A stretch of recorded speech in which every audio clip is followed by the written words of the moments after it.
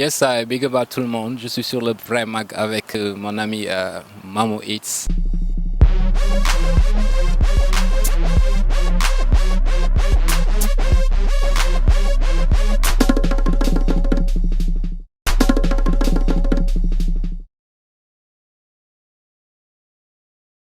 C'est moi Abdoulaye, je suis un artiste reggae.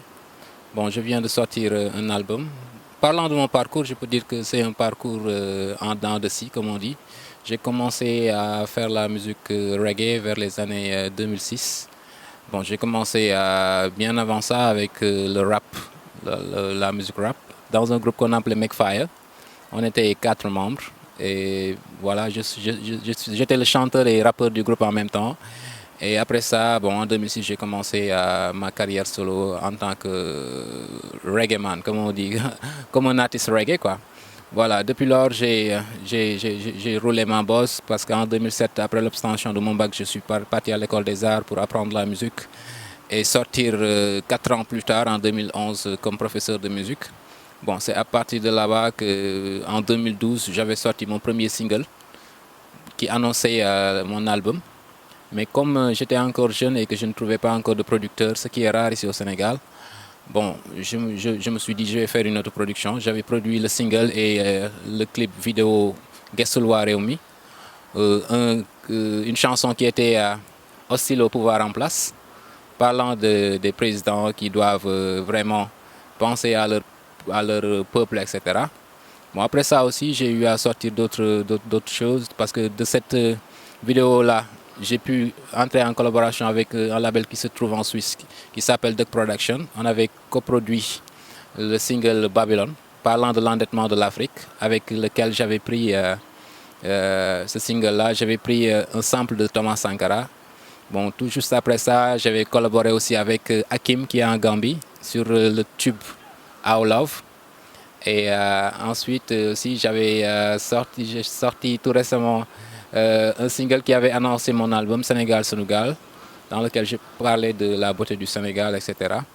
Bon, et là, en 2015, j'avais vu que c'était le temps pour sortir mon album, parce qu'en temps, j'avais créé un groupe avec lequel je jouais un peu partout dans les milieux ici à Dakar, et parfois dans les régions, etc. Et bon, avec ce groupe-là, j'ai pu faire beaucoup de scènes et après, j'ai vu que c'était vraiment le temps de sortir un album, Source de conscience, avec mon label indépendant Solars Music.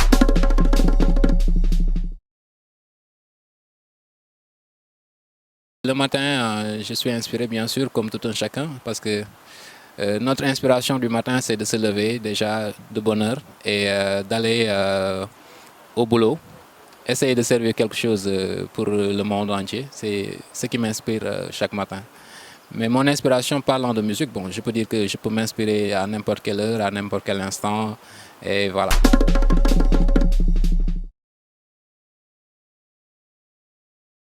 La source de conscience m'a pris beaucoup de temps parce que voilà, c'était une autoproduction, c'était pas du tout facile.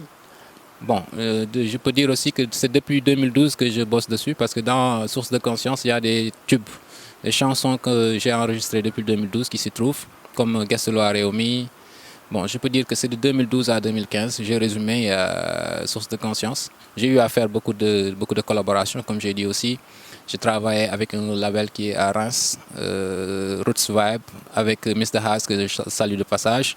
Bon, avec Duck Production, qui est en Suisse. Bon, j'ai travaillé aussi, collaboré avec des artistes ici, comme Pisco The Wise, qui a beaucoup soutenu le projet. Bon, des musiciens comme Jano Mendy. Bon, j'ai travaillé avec Hakim. Bon, j'ai travaillé avec pas mal de musiciens, parmi mes musiciens aussi, Lai, Clavis, j'ai travaillé avec beaucoup de gens. Bon, je peux dire que Source de conscience m'a pris beaucoup de temps et beaucoup de fonds, quoi, parce que tout ça, ça a été réalisé par moi-même. C'est une autoproduction, comme j'ai dit, du début à la fin. C'était pas du tout facile. Mais bon, je peux dire qu'alhamdoulilah, tant qu'on peut le faire, on va le faire. Parce qu'il y a des gens derrière nous qui nous soutiennent, qui nous boostent. Et c'est eux qui nous poussent à faire voilà, ces choses-là. Et c'est sans regret, quoi.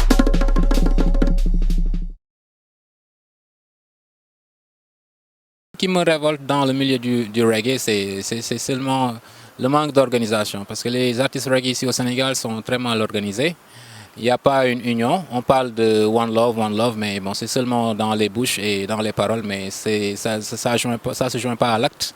Les gens sont un peu, chacun est de son côté. Il n'y a pas d'unité. Et moi, bon, ce qui me révolte, c'est le manque aussi de scènes ici au Sénégal.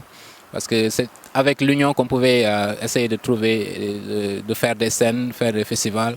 Parce que c'est très difficile, je peux dire, de regrouper des artistes ici au Sénégal.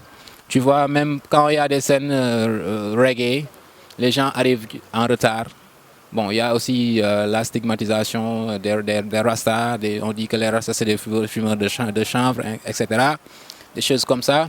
Bon, je peux dire que bon, c'est ça qui me révolte et qu'il faut essayer d'assainir, de montrer l'aspect beau qui est dans le reggae, l'aspect spirituel, l'aspect conscient qui est dans le reggae et c'est ça qui va faire avancer et faire bouger les choses, quoi. C'est ça qui va faire venir les sponsors pour qu'on puisse créer des festivals comme le font les Ivoiriens, les Maliens, etc. Il y a du potentiel, il y a de très bons artistes ici au Sénégal. Bon, on n'en disconvient pas, mais c'est seulement le manque d'organisation qui fait défaut, quoi.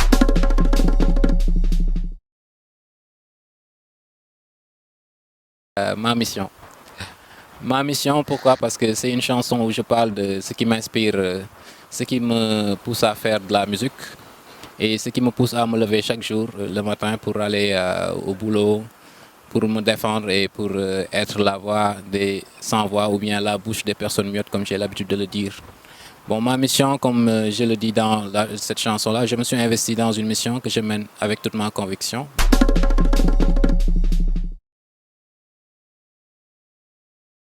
Il y a des moments où je faisais ces interviews-là, mais après, bon, avec le temps qui me faisait défaut, avec mes autres activités aussi, bon, je ne pouvais pas continuer parce que celui avec qui je produisais ça était parti en voyage aussi. Et moi, je suis pas trop, je suis calé en son, en mixage, en mastering, etc. Mais je suis pas trop calé dans l'audio, dans la vidéo, quoi. C'est pour cela que j'avais arrêté.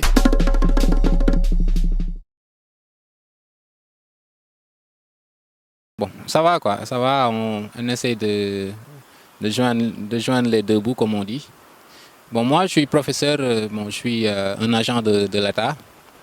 J'avais réussi le concours de l'École nationale des arts. J'avais fait 4 ans de formation et on m'a affecté dans une école de la place, la maison d'éducation Mayamba, où je sers comme professeur de musique.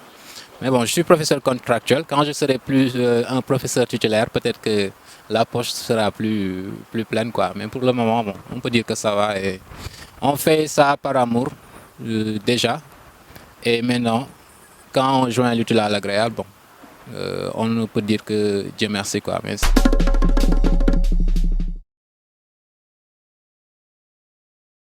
bon, parlant de mes projets, je peux dire que voilà, là, je viens tout juste de sortir mon album Source de conscience.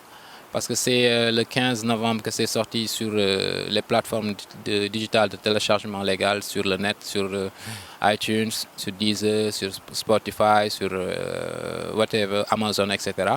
Bon, c'est disponible là-bas. Et bon, c'est déjà une satisfaction parce qu'en 3 jours, l'album est monté dans les charts reggae, dans les classements. Ça a été 4e dans les nouveaux albums reggae du monde.